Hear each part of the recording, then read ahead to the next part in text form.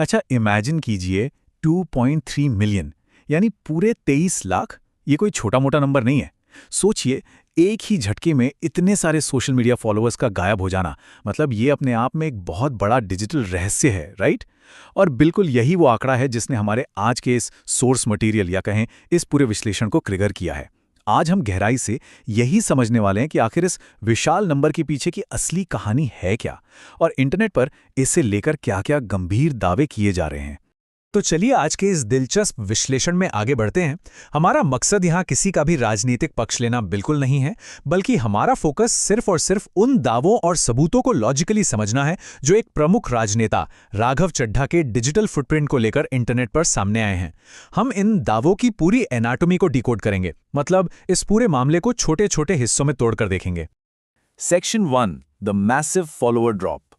अब जो YouTube source समाज एनालाइज कर रहे हैं ना, उसका सबसे पहला और मुख्य आरोप यही है कि राजनेता राघव चड्ढा के इंस्टाग्राम अकाउंट से अचानक 23 लाख फॉलोअर्स कम हो गए हैं। लेकिन कहानी सिर्फ यहीं खत्म नहीं होती। सोर्स का दूसरा और सच कहें तो कहीं ज्यादा सनसनीखेज दावा यह है कि इस भारी नुकसान की तुरंत भरपाई करने के लिए कथित तौर पे पेड फॉलोअर्स यानी नकली फॉलोअर्स खरीदे जा रहे हैं।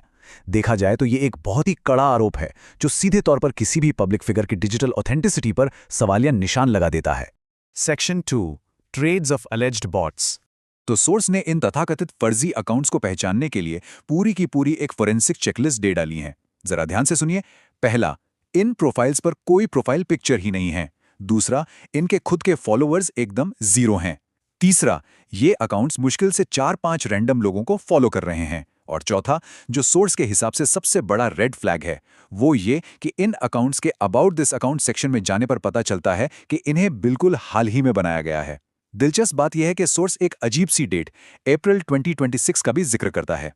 अब ये भविष्य की डेट कोई सिस्टम ग्लिच है या फिर क्रिएटर का कोई व्यंग, ये तो सोचने वाली बात है। लेकिन मेन पॉइंट ये है कि सोर्स के मुताबिक इन अकाउंट्स के बनने का टाइम बिल्कुल उसी टाइमलाइन से मैच करता है जब असली फॉलोअर्स तेजी से कम हो रहे थे। आगे बढ़ने से पहले इस बॉट अकाउंट वाले कॉन्सेप्ट को थोड़ा साफ कर लेते हैं। आसान भाषा में समझें तो एक बॉट अकाउंट असल में एक ऑटोमेटेड सोशल मीडिया प्रोफाइल होता है जिसका इस्तेमाल अक्सर फॉलोअर्स, लाइक्स या कमेंट्स जैसे नंबर्स को आर्टिफिशियली यानी नकली तरीके से बढ़ाने के लिए किया जाता है। इनमें असली इंसानी जुड़ाव या किसी रियल इंसान की कोई हिस्ट्री नहीं होती। अब इस बात को समझने के बाद ये बिल्कुल क्लियर हो जाता है कि आखिर क्यों सोर्स उन पिछली बातों के आधार पर इन अकाउंट्स को रियल नहीं मान रहा है। Section 3, the best wishes rebuttal. यहां आकर दोनों पक्षों के बयानों में एक बड़ा भारी टकराव देखने को मिलता है। एक तरफ राजनेता का दावा है